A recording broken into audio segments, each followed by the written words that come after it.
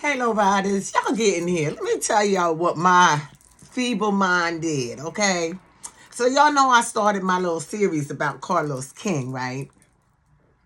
So part one, I scheduled in my mind to air today at 1:45 Pacific time, okay? I'm sitting there waiting so we could go on and do the live chat. And next thing you know, I see the pop-up that says your video will premiere in 24 hours. Child, I was so befuddled. My brain's like, what in the flipping dip did you just do, Lois Brundage Vance? Okay. So I said, you know what? I'm just going to let it ride. Part one of the series will premiere tomorrow at 1:45 in the afternoon. However, I'm just going to go ahead and do part two today. It's going to be out of order, y'all. But hopefully you guys will watch and be entertained, okay? I'm not trying to be too cruel. I'm just pointing out the fact that a lot of the ideas Carlos gets are from other people, number one. Number two, it doesn't appear to me to be any follow-up in any of the shows that only had one or possibly two seasons. And in my mind, I've only seen maybe 3 really successful shows of Carlos King. And you know the number one is Love and Marriage Huntsville, of course. Okay, and then there's some other ones, but I'm not going to tell y'all until I get to that episode in the story, okay? So y'all go ahead and stay with me. So this episode, part 2, we're doing BET Presents the Encore.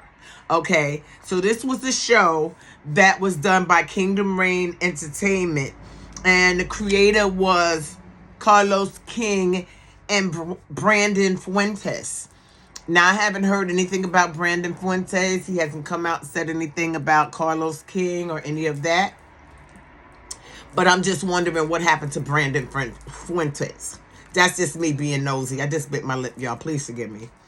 And don't forget, all commentary in this video is alleged and, in my opinion, with some actual and factual, okay? So, BET Presents the Encore only had one season. They had 10 episodes, and they premiered from June 9, 2021 to August 11, 2021. Okay, and it consisted of young ladies from girl groups. So we had Shamari DeVoe, who I like, from Blaque.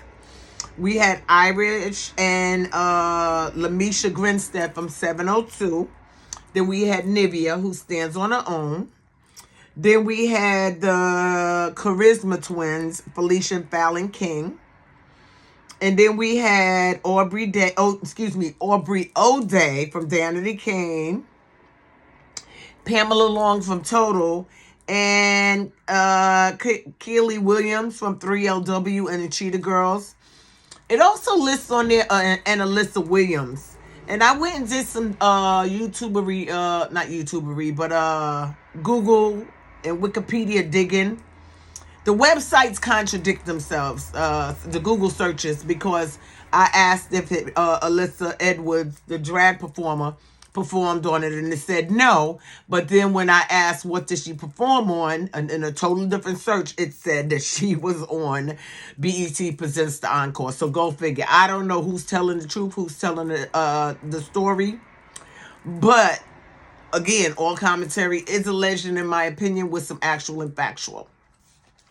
Okay, so looking at the episodes, it seemed like the drama started immediately out the gate. The girls weren't trying to get along. It didn't appear that they were trying to get along. If you call yourself creating a girl group, and we've seen the same thing with Candy and Escape and SWV. We saw the same nonsense happen because to me it appeared that SWV wanted to take over, although they weren't the ones putting anything together. That's just alleged, and in my opinion, with some actual and factual. But what it looks like happened, the idea was to form a girl group, okay? So amongst the seasons, we had people drop out. The first one to drop out was, it looks like Nivea. She dropped out in episode 6. And then Grinstead's Irish and LaMisha dropped out in 8. Before that, Aubrey O'Day dropped out in 6. And then Pamela Long dropped out in the 10th season, which left Shamari DeVoe, Felisha and Fallon King, and Kiely Williams. So they decided to form the girl group, the new girl group, BluPrint. Great idea. Okay. I understand that they weren't renewed for season 2, which I think was a great place for Carlos or Brandon or who are the powers that be to follow through with BluPrint, because we haven't heard anything from the girl group or and whatnot. You know, we didn't see no follow-up.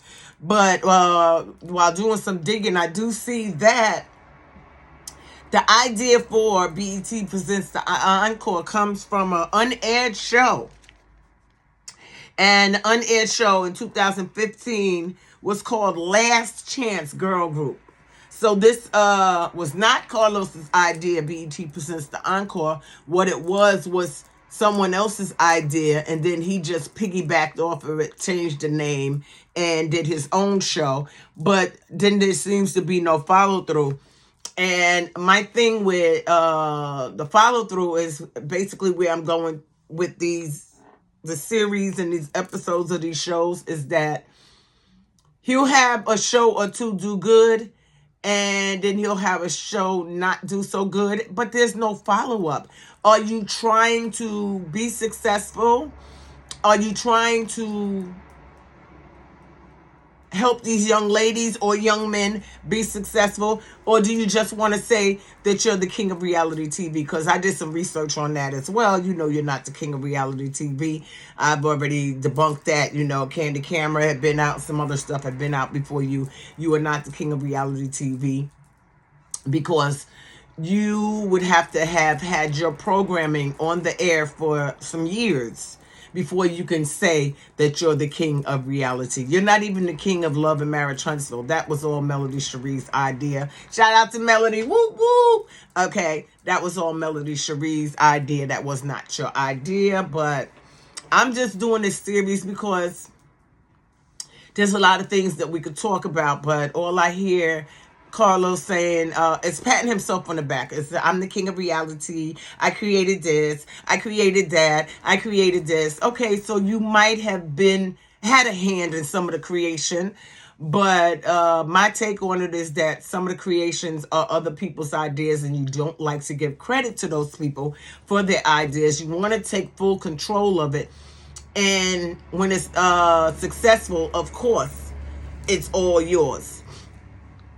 I don't hear you talking about the other shows that you've done or anything like that. I only hear you talk about the ones that are popular. So I'm going to be talking about all of them. Okay, good, bad, or indifferent, whether they're popular or unpopular.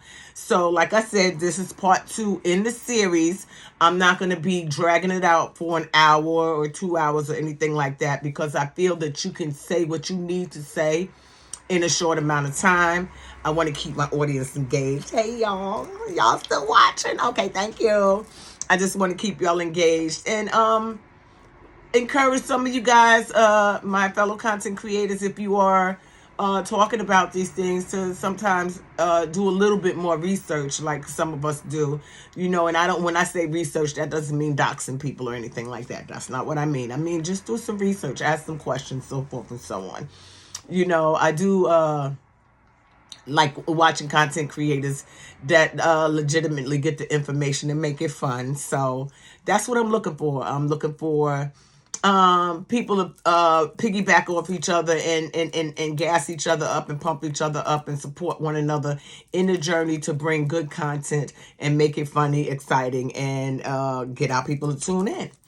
And this is all I have to say on that. I just believe that Carlos King should have followed up on BET Presents the Encore, because BET is a huge, huge network. Okay, and it seems that he's had several shows on BET, but I don't know what the relationship is with him and BET, why that has not been a steady you know, a bread and butter thing for him. I'm not understanding what's going on, why it's not happening. But I think that maybe Carlos should sit down. This is just my opinion.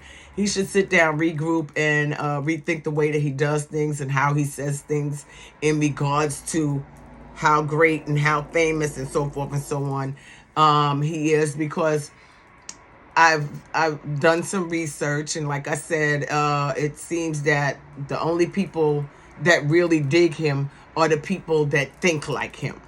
You know what I'm saying? The people like me that have seen the truth, have actually followed Carlos for years, seen the truth, and see how he treats his people, especially the women, black women. He doesn't offer any type of protection or anything to these women, which is befuddling to me. I think he does need to sit down and regroup and figure out. Maybe get somebody, excuse me, I'm spitting now.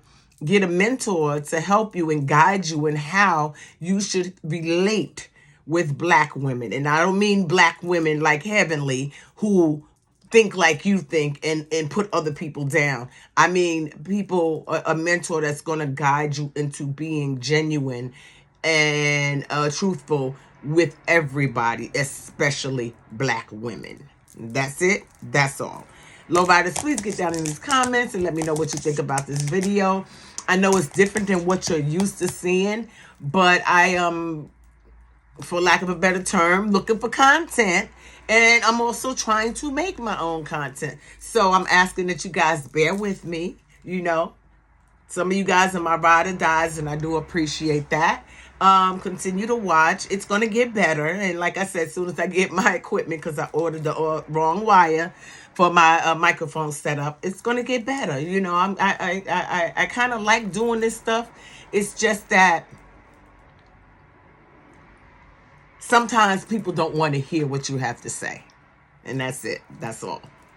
Wakanda forever. I love each and every one of you immensely. Peace. I'm out.